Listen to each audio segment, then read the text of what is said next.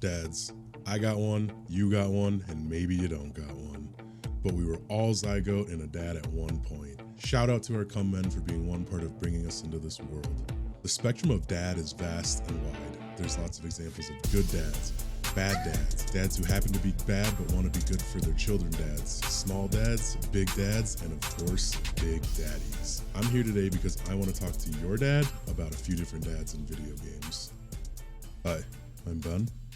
And will somebody please... Go tell the IRS to suck my fucking dick. I sent that payment out. Postman, Pat, bitch, I had to take the paper route. Hoes, in fact, only love you when you make it out. That fat white kid named Martyr, his shit harder. Bitch, I'm taking out. One dad, two dad, red dads, dead dads, and red dead dads. John Marston is one of the dads of all time. A rough, tough, cold, and all-around real bad daddy. Well, it's super easy to write, and for me, one to easily care about. The gruff dad trope kind of feels like a dime a dozen, and generally the characters are super shallow.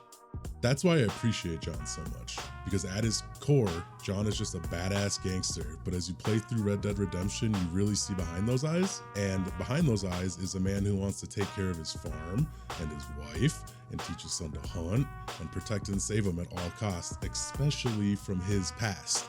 And that, to me, oozes good dad. Albeit a rough and gruff dad who's made some real bad dad decisions. On that note though, we love a daddy, and that's where rough dads really shine. One of the best daddies is the Big Daddy, of course. Big daddies were once human, but had their DNA spliced with Adam. Once the Adam took over and their bodies mutated, they were then fused into the large diving suits, and that's what gives them the appearance that we know and love. Big daddies are far from parental, as they are really just rotten men grafted into super suits. But when it comes to being a protector, it's hard to hold a candle to the relationship a big daddy has with their assigned little sister. Play stupid games with a little sister, win stupid prizes from a big daddy. Guaranteed. Dads like Kratos, especially from the modern God of War games, or Joel from The Last of Us, are dads that can be argued objectively they are not good people, and that a slew of choices they've made are fundamentally awful. But when it comes to their children, like Atreus or Joel's Ellie, they will do whatever they have to do to protect them and to instill good morals under them, teach them, and it feels like most importantly, keep them safe, but from their own pasts. I think the thing I really appreciate about Kratos so much is he comes from a real bad dad. Honestly, one of the baddest daddies around, Zeus. Kratos is just a branch from one of the most piece of shit family trees, and to see him grow as a father, it's just so good to behold. We have these dads that come from these insano X Games mode family trees like Kratos, and Joel, who survived one of the most disturbing apocalypses of all time, John from Red Dead, and then we have dads like Ethan from Heavy Rain.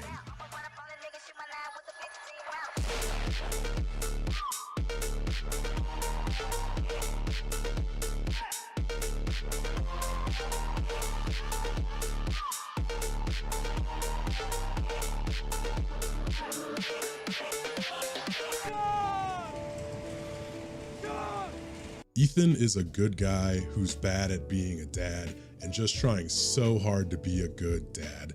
He can't help but constantly drop the ball because his hands are perpetually covered in butter. At least that's what it feels like throughout the game. Did he black out and murder his son? Does he just need some SSRIs for the paranoia and mental illness?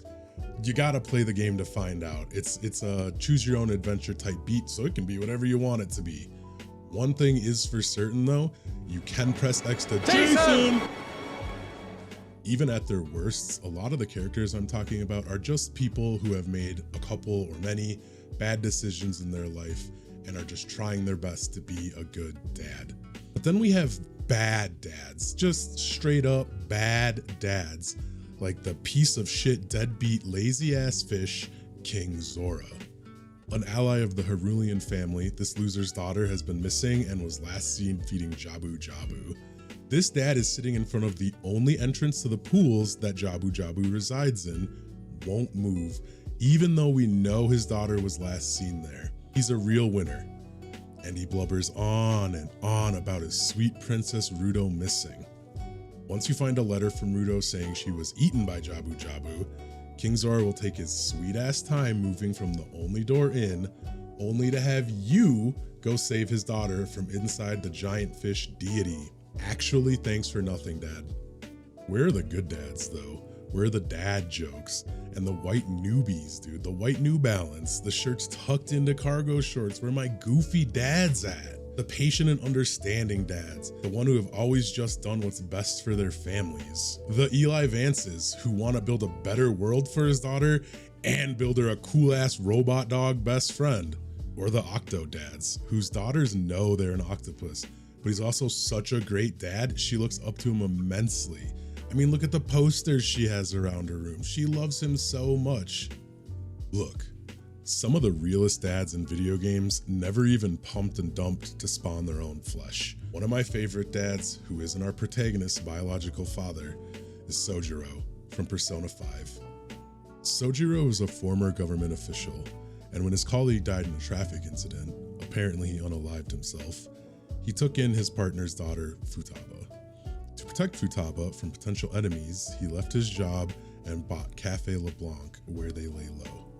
Sojiro really is the father figure to all of the Phantom Thieves. He has an unmatched generosity he shares with the whole crew, whether it's curry and coffee, important life lessons, or the discipline required to rear functioning adults. Sojiro is holding it down. He has got it covered. One of the most endearing things, though, is he keeps their secret when he finds out our protagonists are the Phantom Thieves. This man even has our back if you date all the women in the game and get busted doing so. Shout out to the real ones. The real good dads. Silent Hill holds a special place in my heart. My grandma got me 2 PlayStation games circa 1999, Silent Hill and Final Fantasy VIII. Those 2 games have really built the foundation for the content I enjoy and the media I consume. Harry Mason is another one of those not biological dads, but dads that go above and beyond for their children.